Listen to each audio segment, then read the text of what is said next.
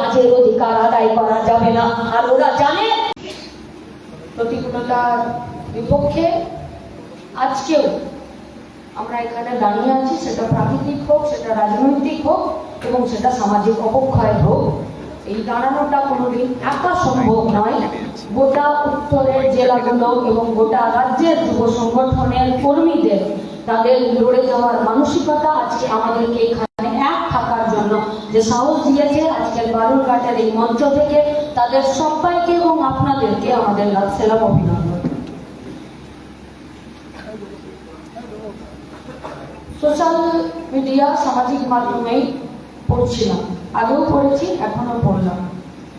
আফ্রিকার কোনো একটা গ্রামে খুব দারিদ্র, খুব গরিব, সেখানে মায়েরা সবজির খোসা নুন দিয়ে মাটির বিস্কুট তৈরি করে বাচ্চাকে থালা ভর্তি আমরা খাবার পাবো। সেখানেরই কোনো একটা স্কুলে একদিন দৌড়ানোর পুরস্কার কি বললো, ঝুড়ি ভর্তি তোমরা রুটি পাবে, খাবার পাবে। মাস্টারমশাইরা দান করিয়ে দিলেন বাচ্চাগুলোকে, যেবারে দৌড়াও, রেডি স্টেডি গো বলে মিসাইলও বাজিয়ে দিলেন। কিন্তু কি আশ্চর্য, সবকটা বাচ্চা নিজেরা নিজেদের হাত ধরে একসাথে চলতে শুরু করলো এবং গেল, সবাই একসাথে প্রথম হলো আর সবাই নিজেদেরকে জড়িয়ে ধরলো। মাস্টারমশাইও অবাক, কিছুটা বিরক্ত, কিছুটা রেগে গিয়ে বাচ্চাগুলোকে জিজ্ঞেস করলো যে এটা আবার কি? ওরা কতক্ষণে উবুন্টু বলে চিৎকার করেছে। তার কথার মানে হলো আমরা, যদি আমি নেই তো আমরাও, যদি আমরা নেই তাহলে আমিও নেই। বাচ্চাগুলোকে যখন মাস্টারমশাই জিজ্ঞেস করলো যেটা কি, বললো একজন যদি জিতে যায়, সে যদি ঝুড়ি ভর্তি রুটিটা খাবার অধিকার পায়, বাকিরা খাবে না, এ সমাজ আমরা চাই না। আমরা চাই যে আমরা সবাই মিলে খাবো, সবাই মিলে দৌড়াবো, সবাই মিলে প্রথম হবো।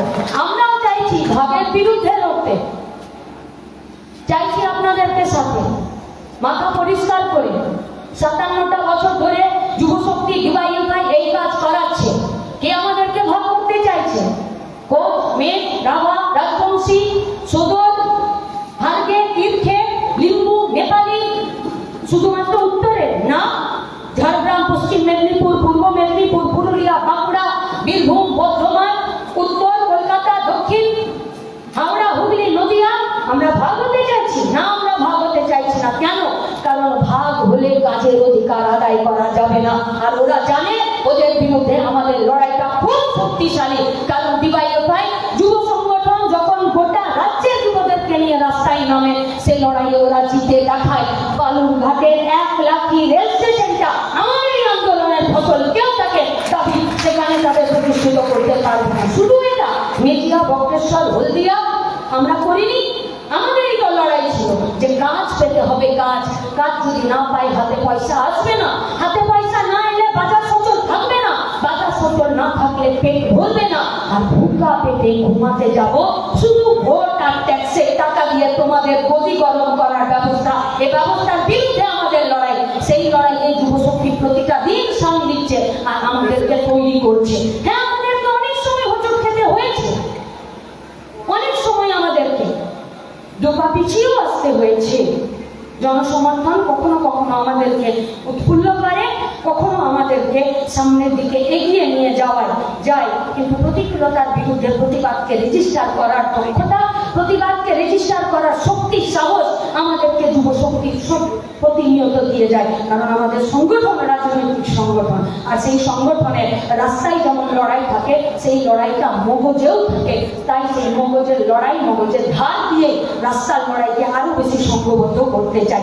92 সালের 8ই সেপ্টেম্বর রেখা তামাং একটা মিছিল থেকে কিডন্যাপ হয়ে গেল। গোর্খাদের যে বিচ্ছিন্নতাবাদী, সেই গোটা রাজ্য জুড়ে যে বিচ্ছিন্নতাবাদী আন্দোলনের শুরুয়াত যেখান থেকে করছিলেন, যেগুলোকে তাদেরকে ত্বরান্বিত করছিল সেই লড়াই থেকে 3 দিন পর রেখা তামাংয়ের শরীরটা পাওয়া গেছিল, ব্লেডে করে, ছুরিতে করে। কোথায় কাটেনি?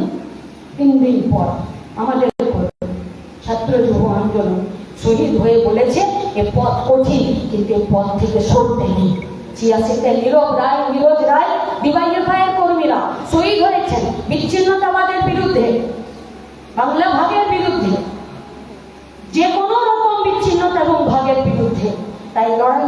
ভোটারদের রেজিস্টারের সংখ্যা যদি কম হয়ে যায়, রেজিস্ট্রিকৃত মানুষের সংখ্যা, মতামতের সংখ্যা, তাই বলে যারা সংখ্যা গরিষ্ঠ তাদের সিদ্ধান্ত, তাদের মতামত, তাদের অভিমুখ যে ঠিক কথা বলছে তাই নয়।